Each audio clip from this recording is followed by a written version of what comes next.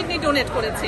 আমি তো কাঁদতে কাঁদতে আমার দমবন্ধ হওয়ার মতো অবস্থা হয়ে গেছে। আমি সাইলেন্সই ভালো লাগে। ভাই আমরা সাকিব খানের ফ্যান ভাই, মন থেকে সাকিব খানের ফ্যান। সিয়ামের লুকটা দেখছেন ভাইয়া? হ্যাঁ সিয়াম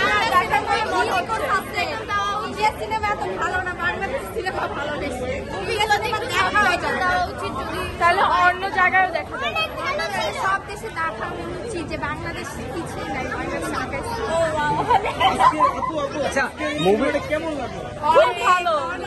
যদি আপনাকে বলা হয় রেটিং দিতে কত দিবেন? 10 আমরা তো আশাই করিনি এত ভালো। সবচেয়ে বেশি ভালো লেগেছে সাকিব খানের অ্যাকশন, রোম্যান্স, কাজ সব ভালো ছিল। আমি দিব ভাইলেন্স ডায়লগ যদি দিতে সাইলেন্সই ভালো লাগে।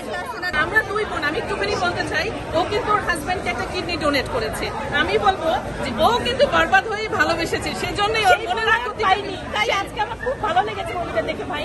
ভালোবাসতে পুরীতে এভাবে বরবাদ হয়েই ভালোবাসতেই হবে, উচিত। Thank you. ঈদ মোবারক সবাইকে।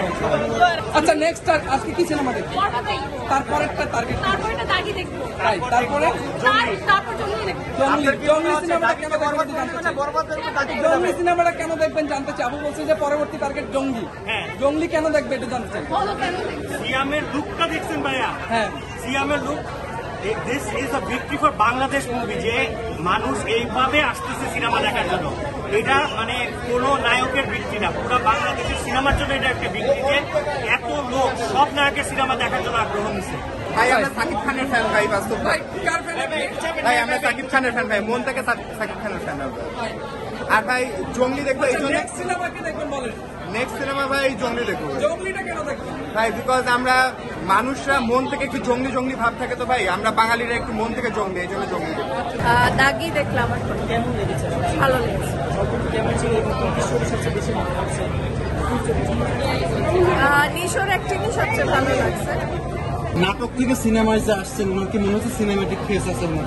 হ্যাঁ মানে উনি কি ম্যাচিউর হচ্ছে, আগের চেয়ে সুরঙ্গ হচ্ছে নাকি? হ্যাঁ, সুরঙ্গ থেকে আগে অনেক গ্রোথ করেছে, ভালো লেগেছে।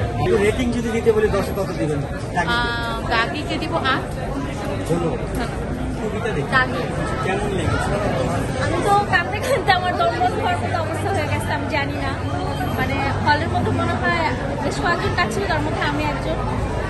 স্টোরিটা নাইস, আর অ্যাক্টিং তো নিশ্চয় ভাইয়ের অ্যাক্টিং এ তো বলার কিছু নাই, ভালো লেগেছে। কান্নার কারণটা কি ছিল?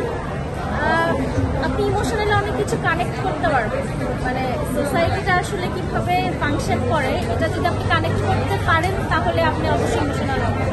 অ্যাক্টিং, ডিরেকশন সবকিছু খুব ভালো ছিল। ছোটখাটো একটু কিছু ছিল যেটা আসলে সব মুভিতেই তো আমরা ওনার গত ঈদের যে ছবিটি ছিল ওইটা আমরা দেখেছি, ওনার সুরঙ্গ ছবিটা আমরা দেখেছি, এইবারের ছবিটা বেশ ছিল। মানে অনেকে বলেন যে নিশোর এত বড় স্ক্রিনের নায়ক না। না না না, আমাদের এরকম নতুন প্রজন্মের দরকার আছে।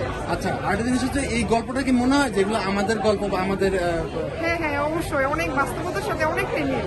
আচ্ছা, অনেকে বলে যে নিশোর মারপিট হয় না, দাঙ্গা হাঙ্গামা নাই, বড় স্ক্রিনের ছবিতে এসব দরকার। আপনার কাছে টেস্টটা কেমন? মুভিটা প্রথম দেখতে ভালো লাগছে, মাঝখান দেখতে কেমন লাগছে, কিন্তু লাস্টে দেখতে যে অ্যাকশনটা হয়েছে মানে সবকিছু মিলে অনেক থ্যাংক ইউ। ভালো।